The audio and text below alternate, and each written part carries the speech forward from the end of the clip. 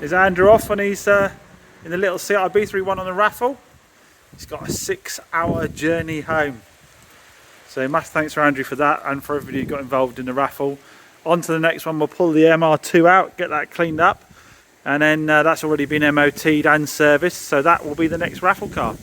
Let's move these back in before it starts pouring rain again. Some of you might recognise this BMW from a while ago. I took it in, well, I was supposed to be taking it part exchange out in one of my cars. That deal didn't go ahead. There was supposed to be a deal at Suzuki Kia for a customer, and I said I'd underwrite it to help Adrian's son out and Suzuki. But then Adrian's son went and bought at Peugeot, I think it was. Was it Peugeot went and bought at? And said, would I still take the car in at the part exchange price? Which at a point I should have said no. I thought the timing chain was bad on it. Dropped it down to the Moors guys and said to them about doing a timing chain. They said, we want to check a few things first, because there was a loose heat shield and there was they found a pipe with a split in it. I didn't believe for a minute it would be that simple. They've done the heat shield and they've done the pipe, and lo and behold, the car doesn't now start sounding like it needs a timing chain. So sometimes it can be the simple things. So they've done that. I'd already sold it to Mad Mike up in Wales. He'd already bought it because I just sold it to him trade for the £3,000 I got it for. It's got a retail value of about £6,000, I think, 5,995, something like that, 2013. Still needs some things doing to it. It needs its wheels refurbished. Needs a service, needs an MOT. It's got 66,000 miles on, so yeah, easy 5,995 car. It needs a clock spring for the horn as well, and it needs the mother of all cleans. Bolsters here and all that filthy, but we'll make a really nice car. So I don't know how much cheaper it was in the end, because the timing chain wasn't a bad price. I did a deal with a Mike where I got the work done and he paid me the extra. I don't think the timing chain was a bad price, because I understandably didn't want to drive it back to Wales on a bad chain. But yeah, I don't think the price was much difference between having the chain done, but then we probably would have had to have done the chain and those other things on top, so it would have really racked up a bill. They found a cracked coolant bottle as well, which was a good spot, because the car would have overheated on the way out to Wales as well. So they've done all of that. We've got a bill for £450 or something like that, I think, including the VAT, I believe. So we'll let Mike know and see what the score is. So Adrian's just dropped the Nissan X-Trail back from having its gearbox repaired at Exeter Gearbox Services. We'll have a little go and see what it's like. So they, oh god, she scratched it quite a lot down the sides there. If I'd taken the car back, there'd been some money off for damage to it, wouldn't there? Let's have a look how it changes now.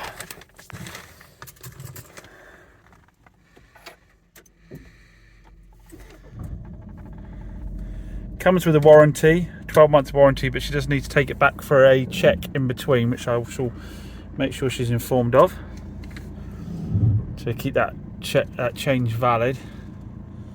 What's that up on the gearbox there, on the screen there? Oh no, it says something completely unrelated.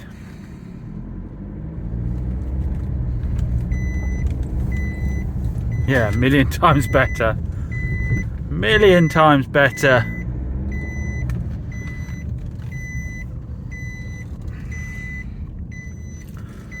You can tell straight away, not having any of the problems with it slipping away and feeling like it wasn't putting down the power.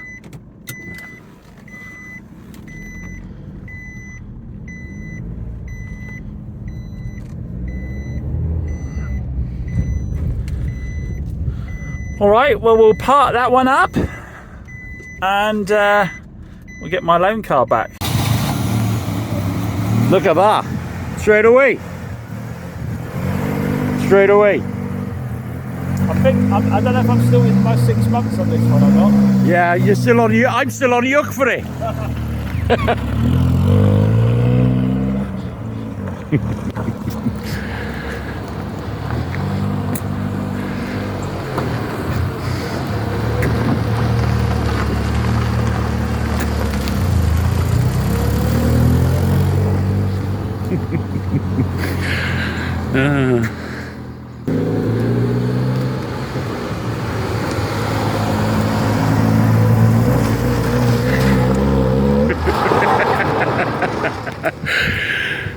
Class.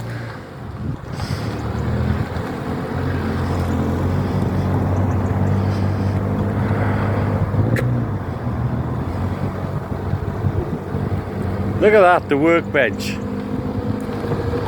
Sweet. Another satisfied customer. Very. He's never really satisfied. So Mikey's taken away the BMW. You old school choppers will know Mike, Mad Mike from Wales. Let's apologise to me for bellowing over Craig cleaning the Yeti. So yeah, Mike's decided to have the BMW. He paid more to do the extra bits of work on it so he could drive it back up to Wales. He's just taking for a little test drive. Make sure he's all happy with it. Don't forget, if you are looking for a classic, Mike's your man, or if you're looking to sell a classic, Mike's your man.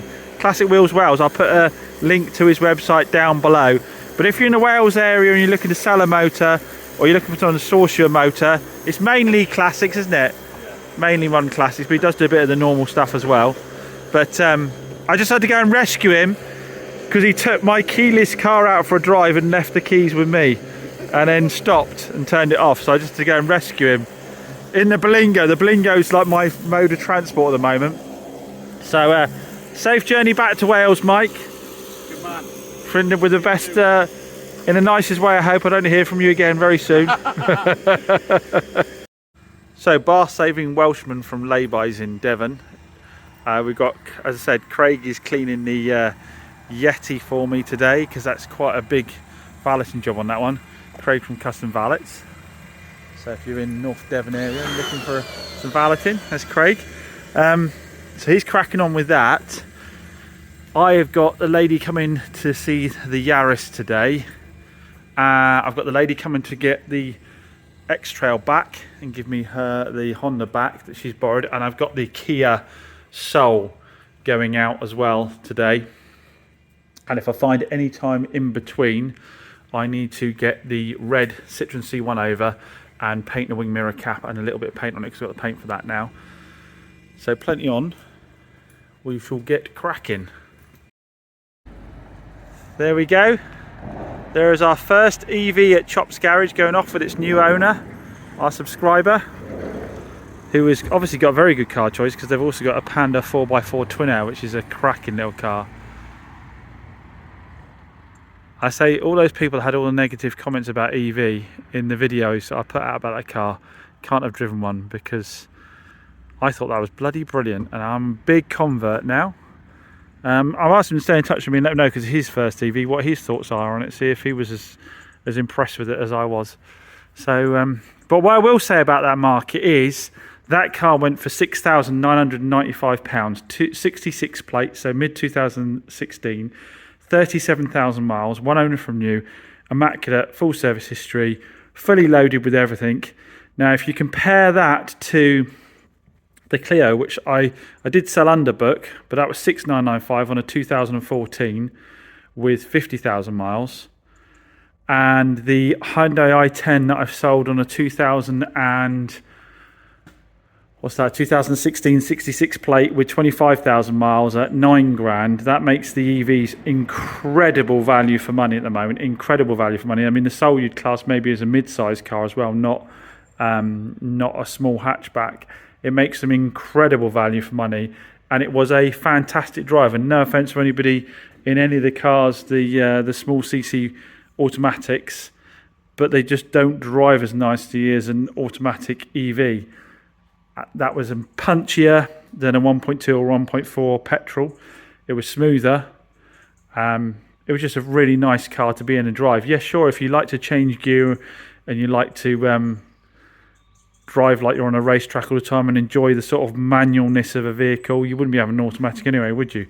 But if you're just looking for something as daily transport, again, that one was a lower range one because it was just an early 100-mile range Soul. You can get with 150-mile range, 200-mile range plus. But even if really add up how many miles you do in an average week just pottering around, you'll probably find 100 miles would have done you anyway.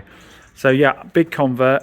It won't be the last EV I get in for sure, but what I will do is I will ignore Auto Trader recommended retails, because I did not get a bite on that until it was like nearly £1,000 cheaper than Auto Trader recommended, and it's only at that point the phone started ringing off the hook. Now, had I been in a built up, as I said before, ULEZ area where people need to be buying cars like that, and perhaps it would have gone at nearer its full retail value, because I am in the sticks here in Devon, and you can drive pretty much whatever you want without having to worry about any ULEZ hikes on it. But I don't know, but I will certainly be very cautious with EV cars in terms of how much I would offer to buy them at. I would ignore what the retail price said they were and allow for having to maybe fire sell it at a cheaper price. But there will be a point where they do start to level out for sure.